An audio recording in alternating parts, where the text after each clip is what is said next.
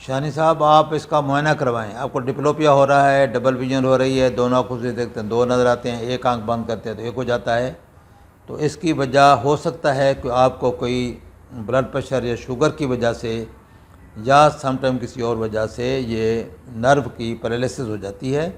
مسل جو ہے آپ کا ایک پیرالائز ہو رہا ہے اور اس کو فوری آپ چیک کروائیں، اس کا بر وقت علاج کریں، ورنہ یہ ڈپلوپیا جو وہ فکس بھی ہو سکتا ہے اور اس کے علاوہ زیادہ مسائل بھی اس میں آ سکتے ہیں. لہٰذا بہتر یہ ہے کہ آپ اچھے کسی آئی ڈاکٹر کو دکھائیں یا کسی نیورو فزیشین کو دکھائیں تاکہ وہ اس کا پراپر علاج کریں. پہلے تو پراپر اس کو اسیس کریں کہ بھئی ایسے کیوں ہوا ہے اور کون سا مسئلہ انوالو ہوا ہے، کیا اس کے ساتھ کوئی اور ایسوسیٹڈ نیورولوجیکل پرابلم تو نہیں ہے.